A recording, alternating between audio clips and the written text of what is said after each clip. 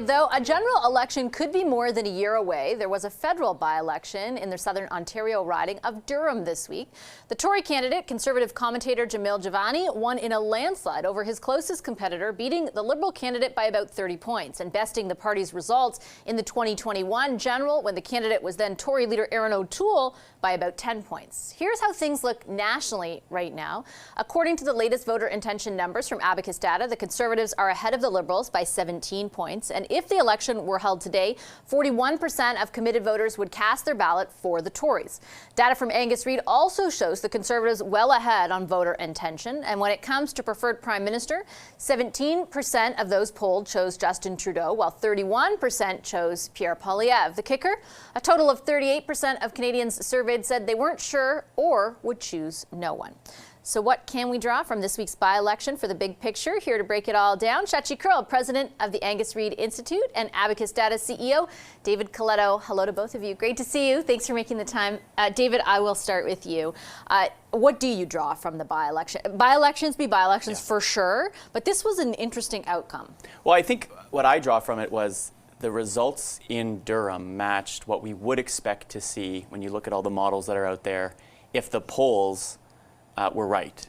And so, you know, I get a lot of criticism all the time. Oh, your polls aren't right. I talked to a lot of people. No one's voting Conservative. The Durham by-election, I think, was verified, at least real evidence of people actually voting that the Liberals are in trouble and that the Conservatives are doing quite well. That when you outperform the leader of the party was your candidate last time and you get 10% more of the vote, that is an indicator that everything that we're saying on this show today about our polls, I think is really happening in the public opinion. Yeah, I think the vote share, Shachi, was the most interesting part to me as well. The riding has been a Tory stronghold, 11 years under Erin O'Toole, another 9 under the party altogether. So for 2 decades, they were expected to take it. But to increase vote share over the last leader, even though turnout wasn't that high, I think is something. It speaks to the enthusiasm gap between the Conservatives and the Liberals right now. In Conservative voters, you have people who are not just turning out in order to block the Liberals from winning, but actually because they really believe in their leader, they like the candidates they're seeing, and they feel good. They feel good about going out and voting.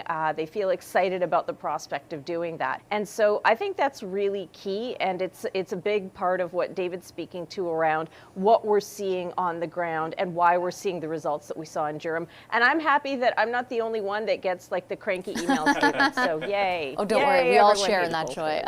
David, just picking up on sort of the wider context here, and like we've been saying, you know, it is one by-election. The federal election isn't for a while. But what are you seeing nationally when you are out on the ground, and how consistent has it been at this point? Yeah, well, we've got new numbers out this weekend, and it confirms what you showed at the beginning, which is the mood of the country remains pretty sour. Only 1 in 4 Canadians think the country's headed in the right direction. The government's approval rating is worst it still has ever been since they were elected. And Mr. Trudeau trails the other 2 main federal party leaders significantly in how people feel about him. You take all of those together, and you lead to a point where only 15% of Canadians say that Justin Trudeau and the Liberal government deserve to be re-elected. This is as bad an environment, and a bad an environment that has been this way now, I would say, for 4 months. And for 4 straight months, despite everything the Liberal government has tried to do to change people's attention, get them thinking about things in different ways, putting attention on Mr. Poilievre to try to say, look, he's like Donald Trump, none of that has moved the needle at all. What is your sense, Shachi, of how baked in that sentiment is, and what is driving it? Well, I mean, it's 99 problems for Canadians every day that's really rolled into one issue and one problem, and it continues to be affordability, it continues to be cost of living. That is the driver. We saw the Bank of Canada this past week decide not to do anything in terms of lowering those rates. When and if they do, I think you might start to see some change in terms of the mood of Canadians, in terms of the level of anxiety and stress that they're feeling, and that sourness, as was pointed out. If we start to see top issues starting to move around in terms of what Canadians care about the most, if we start to see cost of living and affordability ebb, and we start to see other issues such as climate change come back to the forefront, come back to that 40% mark where it used to be as opposed to in the 20s right now, you might start to see some different dynamics. But I've just predicated that on a whole bunch of hypotheticals, ifs, maybes, whens, right. and that's that's not what we're dealing with right now. We are dealing, as David mentioned, in really 4 months of really static sentiment from voters because not much has changed in terms of their cost pressures. I just have time for one quick question for each of you, and I wanted to ground it in leadership because there had been for months now talk about the prospect of Justin Trudeau no longer leading the Liberals. February 29th, that anniversary of his father making the decision has come and gone. In your view right now, like what do your numbers tell us about his leadership? Well, I think leaders in Canada and Canadian politics are fundamental to how people feel about most parties.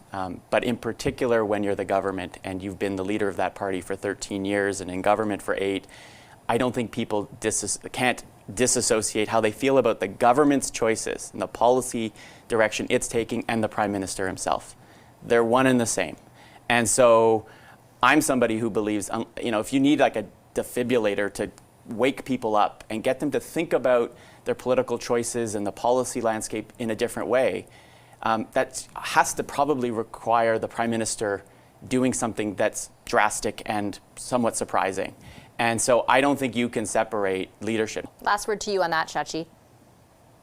I would say that never say never. So just leave a little bit of wiggle room for either Pierre Poilievre to not be able to break through with women, which he's still struggling to do, despite we're starting to see some progress on that front. The beauty of having 10 plus years of tracking, as well as I was able to pull up, and we put this in our most recent data. We were able to look at best PM through 4 election cycles, through 15, 19, 21, and 23. The interesting thing about all of that is that Justin Trudeau has trailed the Conservative leader on best PM in the months before every election has been called. It might be a little bit premature at this stage because I don't think anyone's expecting an election this year. A four-peat is a tough thing to pull off. But we've seen Justin Trudeau pull some rabbits out of hats before, so I'm curious to see what's in that top hat. Aren't we all? I'll leave it there. Thank you so much, both of you. Appreciate it. Shachi Kurl is the president of the Angus Reid Institute, and David Coletto is the CEO of Abacus Data.